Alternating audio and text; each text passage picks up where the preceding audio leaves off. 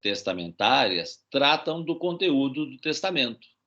O que eu posso inserir no testamento.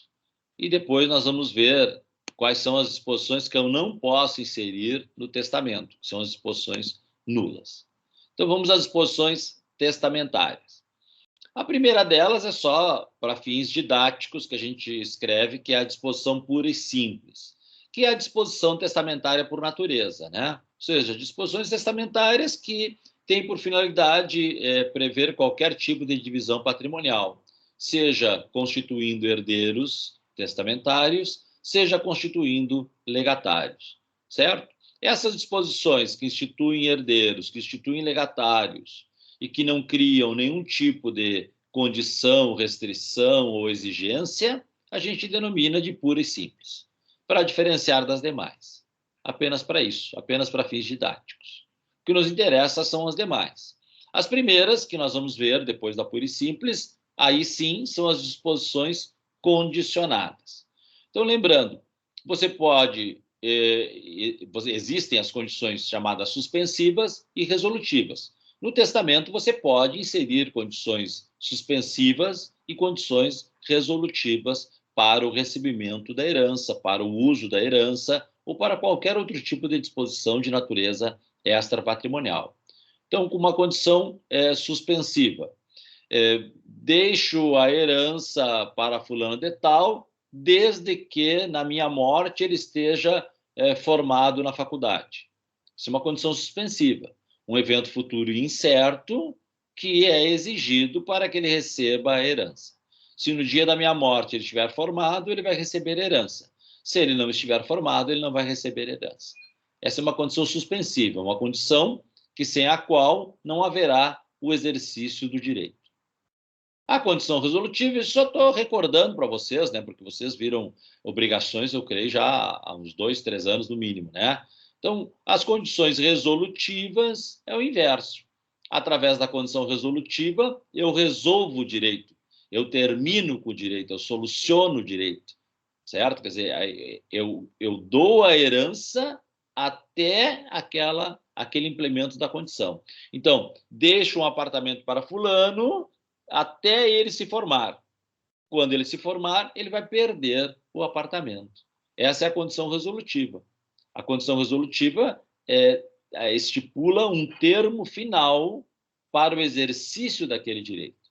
Então, enquanto na suspensiva é necessária a existência da condição para que você exerça o direito, na resolutiva, a existência da condição põe fim ao direito exercido, no caso aqui, o direito de herança.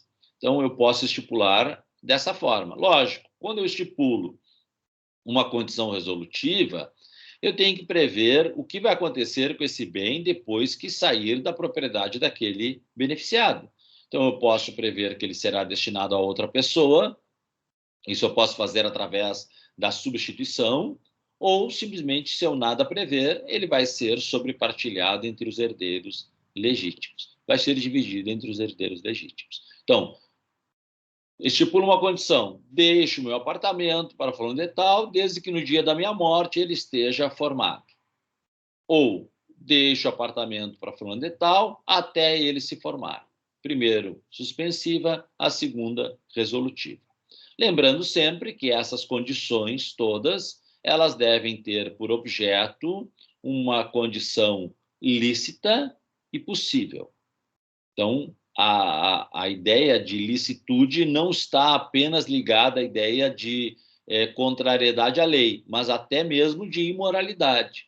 Então, a condição tem que ser lícita no sentido amplo da palavra, né? Ou seja, exigir de alguém uma conduta plausível, uma conduta possível e uma conduta dentro dos ditames legais, certo? Eu não posso, por exemplo, estipular uma condição de cunho racista, né?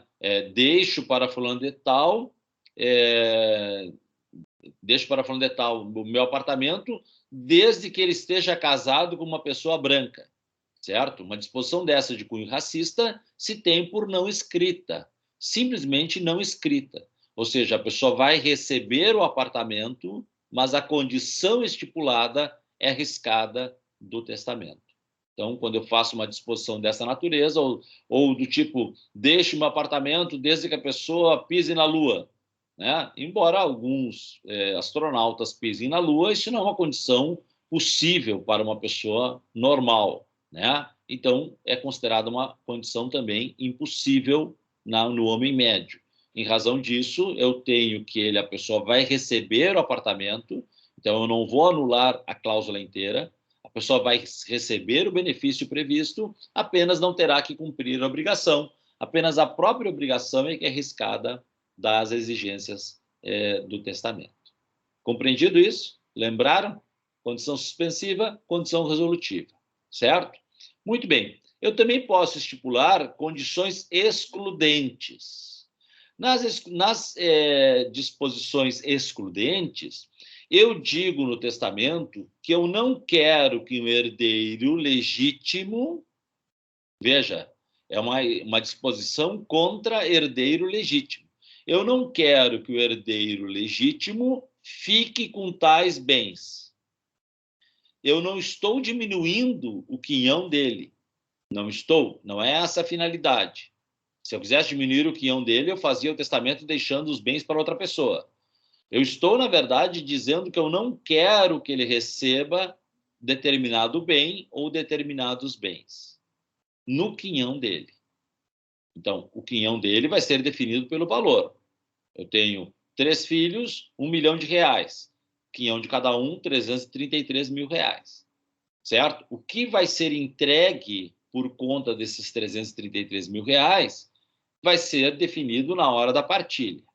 Se eu faço um testamento dizendo que eu não quero que o filho A receba no seu quinhão as cotas da minha empresa, então o quinhão do filho A vai ser preenchido com outros bens e não com as cotas da empresa.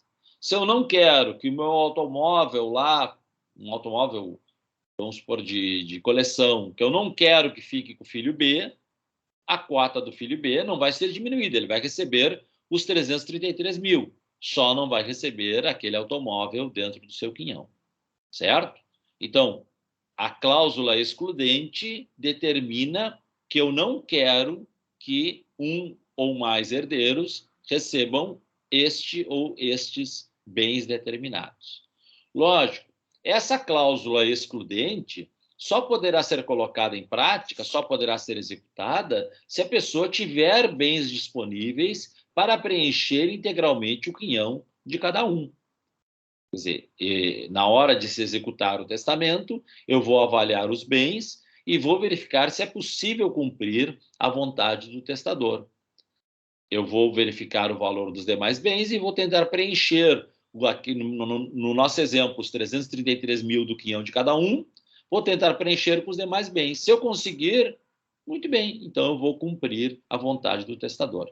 Mas se o testador não tiver outros bens, eu simplesmente não vou diminuir, não posso diminuir a disposição contida na legítima, certo? O quinhão contido na legítima. Eu não posso diminuir, então eu vou ter que pagar, mesmo entregando as cotas da empresa, mesmo entregando o automóvel que ele não queria. Então, para que essa cláusula excludente possa ser executada, é necessário que o testador tenha deixado outros bens suficientes para completar o quinhão de cada um. Lógico, o testador também pode misturar, trabalhar com a parte disponível e trabalhar com as cláusulas excludentes ao mesmo tempo. Ele pode pegar os seus 50% disponíveis, deixar para quem quiser, e somente nos outros 50% necessários trabalhar com a ideia das cláusulas excludentes. Também é possível, né? Ele também pode fazer, por exemplo, ele tem uma empresa, a empresa representa, vamos supor, representa menos do que 50% do patrimônio dele. Então ele pode, não quer que o filho A fique com a empresa, ele pode fazer uma disposição testamentária dizendo: deixo para o meu filho B a empresa tal, certo? Dentro da minha parte disponível. Então, se ele deixar para o B a empresa e a empresa estiver dentro dos 50% disponíveis, então, muito bem, ele pode utilizar também essa forma para que A não receba cotas da empresa. Então, ele pode mesclar o uso da parte disponível com as cláusulas excludentes. De qualquer maneira, ele pode se utilizar disso respeitando a determinação da legítima. E a legítima, vocês sabem que, no mínimo, é 50% entre os herdeiros necessários. Respeitado esse cálculo, perfeito. Então, a cláusula excludente tem por finalidade fazer com que um bem ou alguns bens não sejam destinados a um determinado herdeiro. A cláusula revogatória é aquela que nós já examinamos várias vezes. É a cláusula que revoga disposições anteriores. Através da cláusula revogatória, eu digo, eu estou revogando todas as disposições testamentárias anteriores. A cláusula revogatória tem essa finalidade, revogar todas as disposições de última vontade anteriores. Eu posso inserir isso em testamento. O codicilo, como nós acabamos de ver, se eu inserir a cláusula revogatória no codicilo, eu revogo os codicilos anteriores. Apenas os codicilos anteriores. Eu não posso, através dessa cláusula codicilar, revogar testamentos anteriores. Mas testamento, sim. Contida em testamento, ela revoga testamentos e codicilos anteriores. Certo? Uma cláusula revogatória genérica. Assim como eu posso fazer cláusulas revogatórias específicas. Revogo a disposição em que eu beneficiei o João da Silva. Também é possível, né? O testamento é um ato de liberalidade. Quando os atos jurídicos que têm essa natureza de liberalidade, como as doações, os testamentos que são doações também, há uma liberdade maior ao autor de fazer a sua vontade de acordo com como ele quer que seja executado. Então, acaba permitindo esse tipo de situação, certo? Muito bem. A cláusula de partilha é o contrário da cláusula excludente. Na cláusula excludente, eu digo, eu não quero que fulano receba determinado bem. Na cláusula de partilha, é o inverso. É a cláusula onde eu digo que eu quero que no quinhão do A ele receba cotas da empresa. Eu quero que no quinhão do B seja entregue o automóvel. Vejam, o testador não está dispondo sobre os 50% disponíveis. Não, ele está dividindo a herança dele entre os filhos, entre os herdeiros legítimos, entre os herdeiros necessários. Mas ele quer determinar como isso será dividido. Ele pode determinar? Pode. Pode determinar como isso vai ser dividido. E para determinar como isso vai ser dividido, ele tem que, obviamente, respeitar o quinhão hereditário de cada um. Ele não pode querer determinar uma forma de divisão que venha a prejudicar um determinado herdeiro em comparação a outro. Ele não pode, através da cláusula de partilha, diminuir o valor do quinhão de cada um. Ele necessariamente tem que obedecer o quinhão. Então, voltamos àquele exemplo. Patrimônio de R$1 milhão, 3 filhos, 333 mil para cada um. Então, ele tem que, através dessa cláusula de partilha, dizer quais os bens que serão pagos por conta desses 333 mil. Certo? Então, no quinhão do filho A, que cabe 333 mil, eu quero deixar as cotas da empresa, eu quero deixar o terreno da praia. No quinhão do filho B, que também é de 333 mil, eu quero deixar o dinheiro que está no banco, o meu automóvel. No quinhão do filho C, que também cabe 333 mil, eu quero que seja deixado isso, aquilo, aquele outro. Então, ele define, através da cláusula de partilha, quais os bens que vão integrar o quinhão hereditário de cada um dos herdeiros. Aí, na excludente, eu digo quais os bens que não deverão integrar o quinhão. Na cláusula de partilha, eu digo quais os bens que deverão integrar aquele quinhão hereditário. E aqui, gente, volta a mesma ideia anterior. Eu posso, através da cláusula de partilha, trabalhar numa mescla entre a parte disponível e a legítima. Eu posso fazer com que aqueles bens que eu quero deixar para o filho A caibam no quinhão do filho A, utilizando a legítima e a parte disponível. Então, vejam vocês novamente aquele exemplo. Eu quero que o filho A agora receba a empresa, receba as cotas da empresa. Só que as cotas da empresa valem 50% do meu patrimônio. certo? Então, no nosso exemplo, ele teria direito a 1/3 apenas, a 33,33% do meu patrimônio. Mas eu quero deixar a empresa inteira para o ar. Eu posso fazer isso? Posso. Aí eu vou utilizar uma parte, a cláusula de partilha, dizendo que os 33% dele serão preenchidos com as cotas da empresa, e ainda aquele excedente, aqueles 16,66 que não cabem, eu tiro da parte disponível e acabo deixando 50% do meu patrimônio inteiro para o ar, certo? Então, eu uso de forma mesclada as minhas disposições de natureza de natureza disponíveis, né, meu patrimônio de natureza disponível e a cláusula de partilha, dizendo como é que eu quero que sejam divididos esses bens. Bom, novamente, se eu não utilizar a parte disponível, eu tenho que respeitar as limitações do quinhão hereditário de cada um. Só isso, certo? Então, vamos supor que eu queira dividir toda a minha herança entre os três, o que é uma tarefa extremamente arriscada e muito difícil de dar certo. Por que é muito difícil de dar certo? Porque você divide a herança pensando no valor atual dos bens. Só que o valor oficial que vai ser utilizado para cálculo da divisão vai ser apurado pela Secretaria da Fazenda na época da sua morte. Logo, você pode definir agora um determinado valor e depois isso não bater com a Fazenda Estadual. Por exemplo, você tem 3 apartamentos, 3 filhos.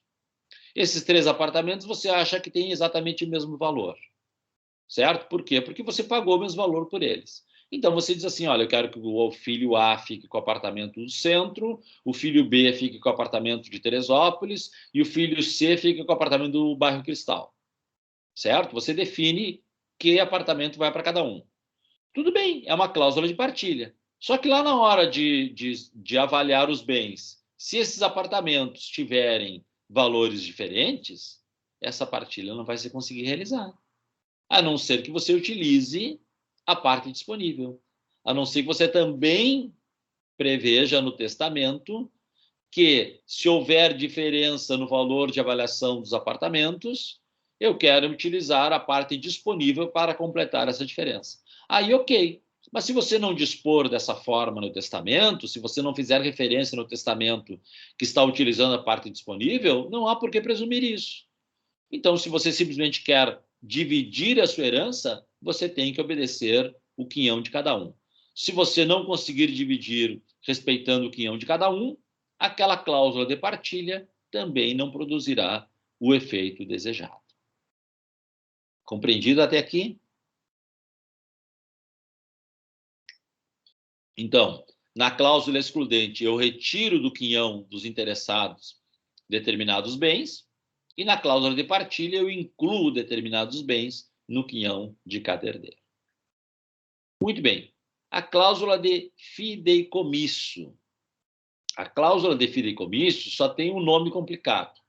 Na verdade, ela é prevista hoje no ordenamento com uma finalidade apenas, que é beneficiar a prole eventual. Quer dizer, eu quero beneficiar uma pessoa que ainda não nasceu e nem sequer necessariamente foi concebida, certo? Uma prole eventual, o filho de alguém que vai nascer no futuro, certo? Então, eu quero deixar para os filhos do meu irmão, mas meu irmão ainda não tem filhos, certo? Então, os filhos que ele terá no futuro. Ou até mesmo, por exemplo, os meus próprios filhos que possam vir a existir em razão de gestação pós-morte, certo? E vamos supor que eu tenha já embriões criopreservados e eu quero que a minha esposa tenha, ou autorizo ela, se ela quiser, que tenha uma gravidez pós-morte, que tenha gestações e filhos pós-morte. Isso é possível no sistema brasileiro. Então, eu posso prever no testamento um benefício a essa prole eventual. Então, veja como funciona. O testador deixa esses bens para uma pessoa. A lei diz que dê preferência que sejam justamente os genitores dessa prole, mas não há obrigação que sejam os genitores, pode ser qualquer um, deixa determinados bens a uma pessoa, né? E essa pessoa vai ficar com uma propriedade desses bens, uma propriedade resolúvel, uma propriedade temporária, até que a prole venha a nascer. Quando a prole que eu determinei vier a nascer, essa prole vai receber aquela herança deixada.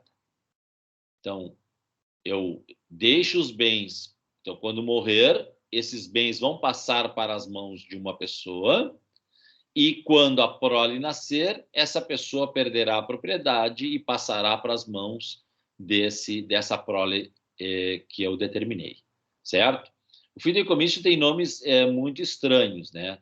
Tem o fideicomitente, o fiduciário e o fideicomissário, considerando que o fideicomitente é o testador, o fiduciário é aquele primeiro beneficiado pelo testamento, é o primeiro a ser proprietário dos bens, e o fideicomissário é a prole eventual. É importante que se diga que essa prole tem 2 anos, tem o prazo de 2 anos, a partir da morte do testador, para ser gestada, para ao menos estar em processo de gestação. Então, não é um prazo indefinido, né? Não vai se aguardar até que meu irmão um dia tenha um filho. Não, vão ser aguardados apenas 2 anos da morte.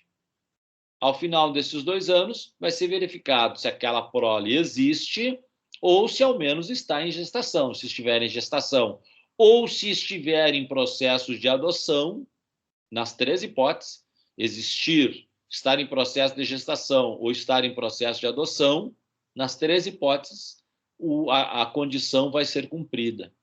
E nós vamos, então, entregar aqueles bens para essa prole eventual assim que ela nascer com vida, assim que tiver a sentença de adoção, ou se ela já estiver viva, vai ser entregue para ela quando ela nascer, certo? Então, eu estipulo o fideicomisso com a finalidade de beneficiar uma prole eventual. Essa prole eventual deverá nascer ou ser concebida até 2 anos após a morte, no prazo máximo de 2 anos a partir da morte do testador. Se ela não for concebida, o fiduciário, aquele que primeiro recebeu, que tinha uma propriedade resolúvel, passa a ter uma propriedade definitiva sobre esses bens. Então, se a prole nunca for concebida, não for concebida nesse prazo de 2 anos, então o fiduciário, que tinha uma propriedade resolúvel, passa a ter a propriedade definitiva e passa, então, a ficar com o bem que recebeu. Certo? Então, só o nome é complicado. Na verdade, é bastante simples, né? Eu quero beneficiar alguém que ainda não nasceu, através do fideicomisso eu posso beneficiar. Eu também poderia, se eu quiser beneficiar a prole eventual, não é esse o único método, na verdade. Eu posso também beneficiar essa prole eventual nomeando um administrador, ou seja, sem o fiduciário, sem entregar a propriedade para alguém. Só nomeando um administrador, que vai cuidar desses bens até a prole nascer. Aí não é fideicomisso, mas é também uma forma de beneficiar a prole eventual. Então, eu nomeio fulano de tal, que vai administrar esses bens, esses recursos, vai cuidar deles, até que venha a nascer aquela prole. O prazo continua sendo sempre de 2 anos. A lei restringe, porque acha que não tem como ficar esperando indefinidamente o nascimento de uma criança, né, com bens sem circulação. Então, restringe sempre ao prazo máximo de 2 anos a partir da morte, para que isso seja solucionado, seja através do administrador, seja através do fideicomisso, certo? De qualquer maneira, o prazo máximo para solucionar todo esse problema será de 2 anos. Mas o fideicomisso, especificamente a cláusula fideicomissária, é essa. O fideicomitente, que é o testador, nomeia o fiduciário, que vai receber a propriedade daqueles bens, vai tirar seus frutos, vai usar, gozar, etc., normal, como qualquer proprietário, só que no nascimento da prole eventual, a prole vai receber, então, aquele patrimônio que é aquela herança. Compreendido até aqui? Muito bem. Cláusulas restritivas. As cláusulas restritivas estão ali: inalienabilidade, impenhorabilidade, incomunicabilidade, administração e subrogação.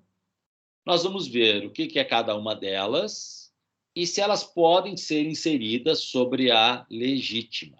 Por quê, gente? Porque eu acho que eu não mencionei, mas é importante registrar isso. Eu não posso estipular uma cláusula condicionada, uma condição sobre a legítima.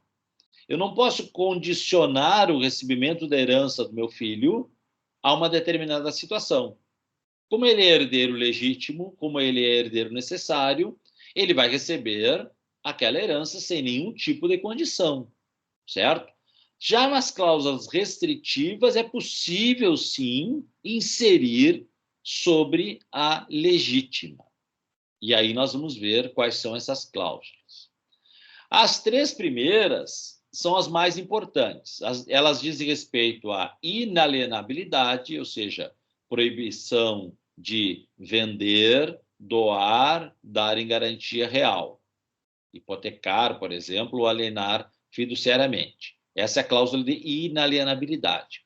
Quando eu insiro a cláusula de inalienabilidade, eu já estarei automaticamente inserindo impenhorabilidade e incomunicabilidade. Essas outras duas estão contidas na cláusula de inalienabilidade. Então, se algo é inalienável, ele também será automaticamente impenhorável e incomunicável, certo? O inverso não é verdadeiro.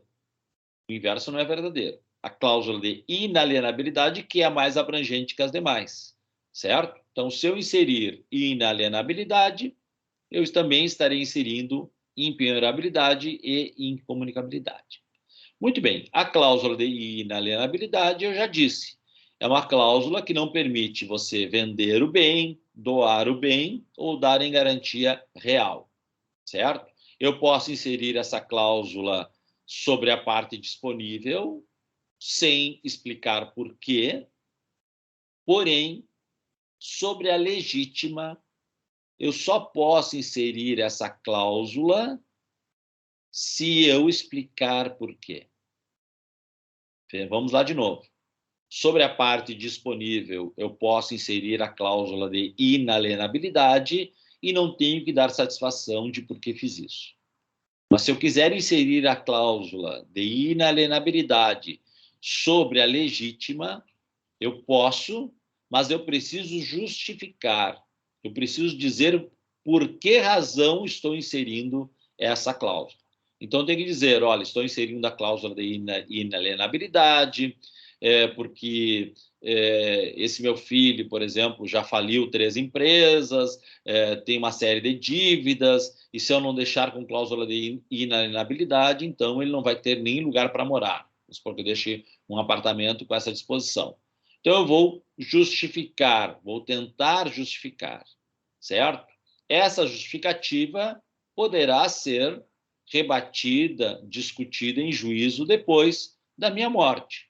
Sim, o juiz poderá até levantar, dizer que não cabe a justificativa que eu inseri como razoável, mas eu tenho que justificar se eu quiser inserir sobre a legítima.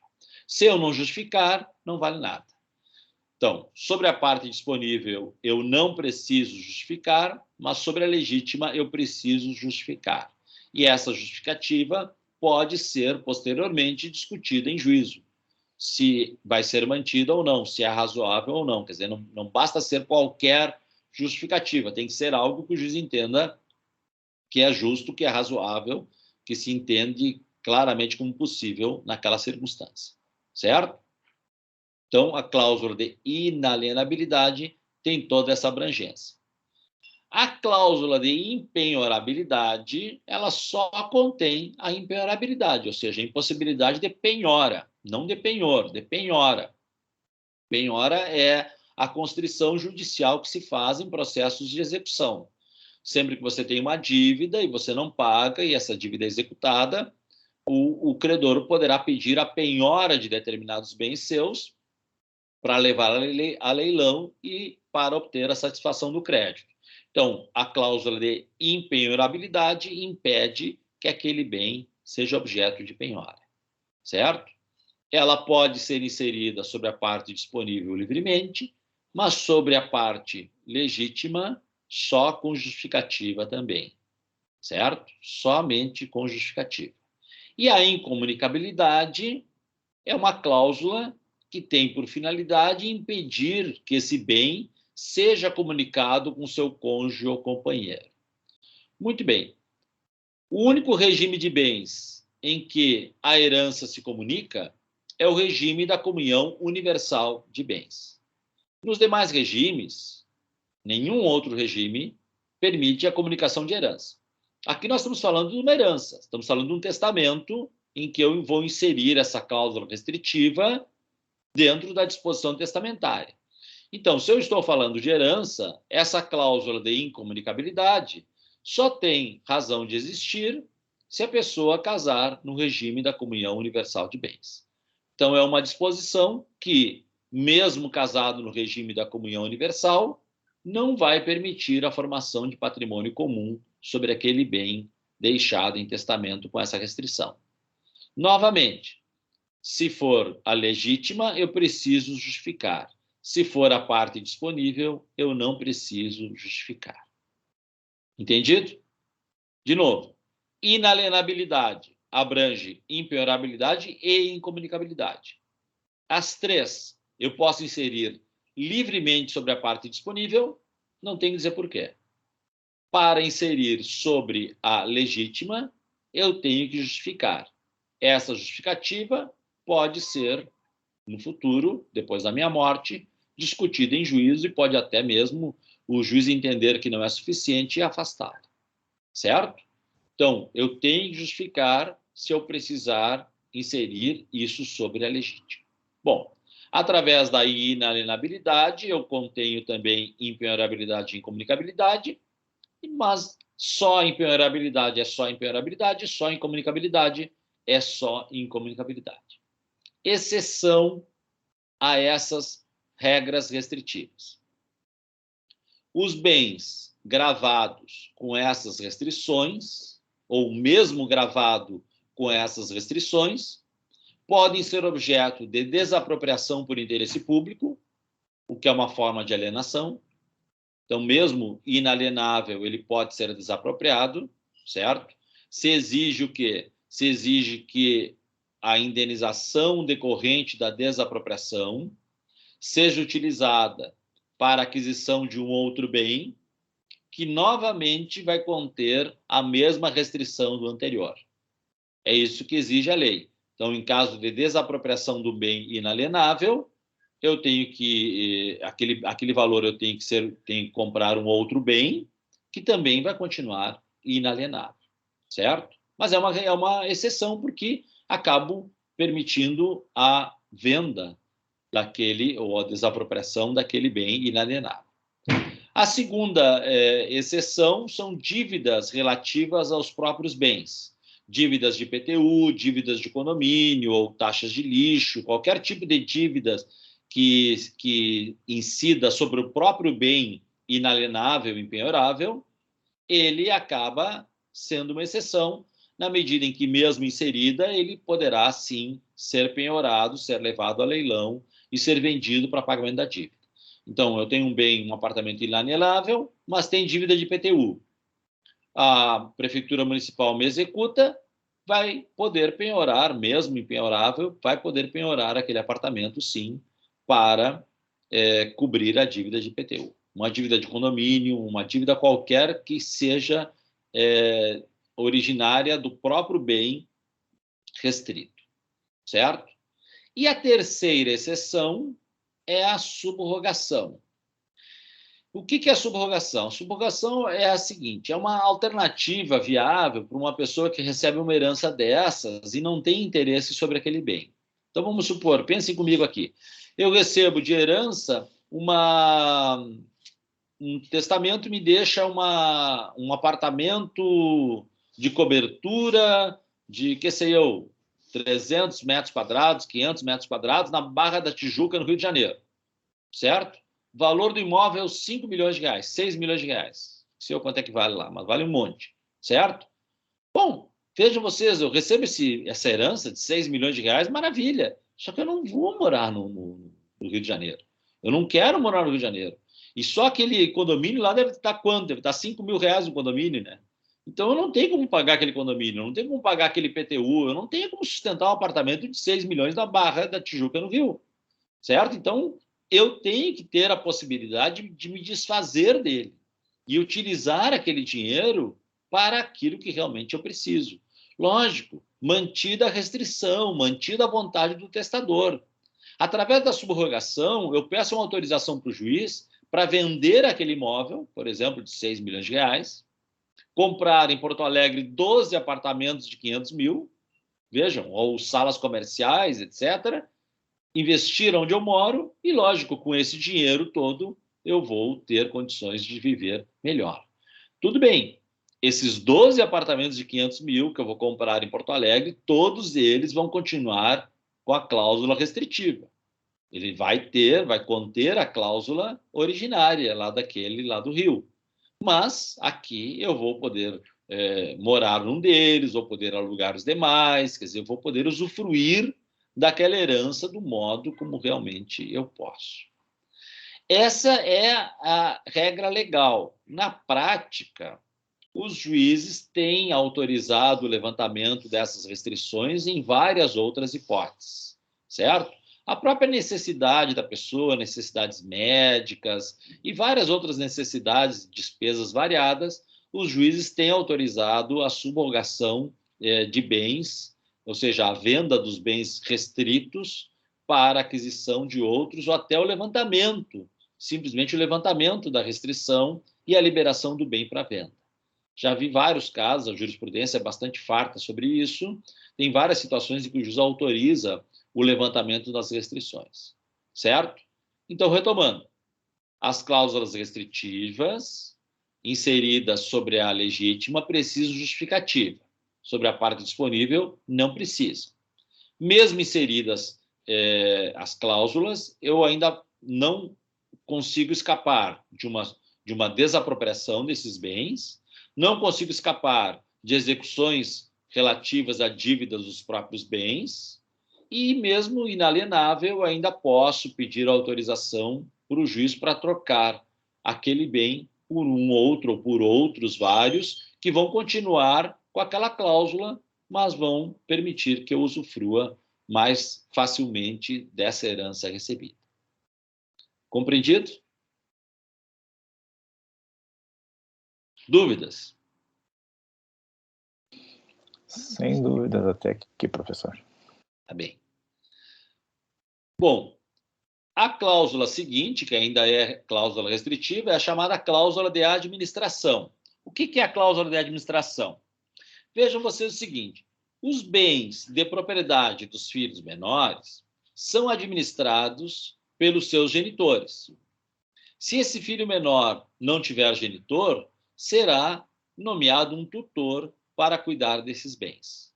Essa é a regra legal. Bens de propriedade de filhos menores serão administrados pelos genitores, automaticamente a administração em decorrência da lei, ou, se a pessoa não tiver genitor vivo, será administrado, então, pelo tutor, serão administrados pelo tutor. Muito bem, essa é a regra legal.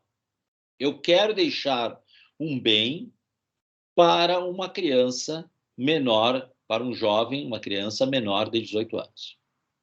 Mas não quero que os genitores administrem aquele bem, ou não quero que o tutor administre aquele bem. Como o testamento é um ato de liberalidade, eu posso sim deixar para aquele menor e dizer, olha, deixa aquela cláusula, aquele bem para aquele menor e esse bem será administrado por fulano de tal. Eu indico o administrador. Eu indico quem vai cuidar desses bens. Ou digo que não quero que seja nomeado o tutor, quero que o juiz nomeie uma outra pessoa para cuidar especificamente desse bem. O juiz pode nomear também outro administrador para aquele bem. Então, através da cláusula de administração, eu retiro dos administradores legais a possibilidade de cuidar daquele bem. Essa é a finalidade, certo?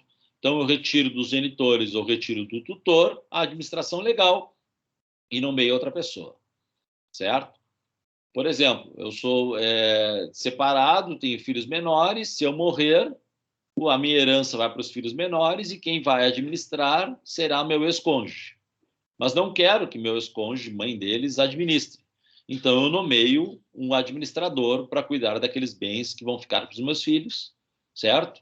Eu posso fazer isso sobre a legítima, nenhum problema, e não preciso justificar. Essa cláusula de administração pode ser inserida sobre a parte disponível e sobre a legítima, sem nenhuma justificativa, certo? E, lógico, basta o administrador que eu nomeei aceitar e aqueles bens vão ser cuidados por esse administrador até que os beneficiários cheguem à maioridade, certo? É uma cláusula possível de ser inserida em testamento. E a última cláusula, a subrogação, ela não é permitida sobre a legítima. Ela só pode ser inserida sobre a parte disponível. A subrogação é uma determinação minha, do testador, de que aquele bem seja substituído por outro, seja trocado por outro antes de ser entregue ao beneficiário. Então, através da cláusula de subrogação, eu digo, olha, eu quero que o meu automóvel seja vendido e o dinheiro seja entregue a fulano de tal. Ou, o contrário, eu quero que o dinheiro que está na poupança tal seja utilizado para a compra do imóvel e seja entregue para fulano de tal com aquele imóvel. Eu posso fazer isso, posso querer que o meu patrimônio seja mudado, substituído, subrogado por outro antes de ser entregue ao beneficiário nomeado por mim. Mas eu só posso fazer isso sobre a parte disponível. Eu não posso sobre a legítima e não tem exceção. Não posso fazer isso sobre a legítima. Então, dentro dos 50 disponíveis, eu posso dizer, olha, eu quero que aquele apartamento que eu tenho lá seja vendido e entregue o dinheiro. Eu quero que aquele dinheiro seja utilizado para comprar. Eu quero que seja utilizado, por exemplo, o meu carro mais o dinheiro que está na poupança e seja trocado por um carro zero para ser entregue para fulano de tal. Então, eu posso determinar essas alterações patrimoniais, subrogações, no que diz respeito aos meus 50% disponíveis, certo? No que diz respeito à legítima, eu não posso fazer isso. Tá? Então, nós temos, das cláusulas restritivas, 5, que são as principais. Inalienabilidade, que é a mais abrangente.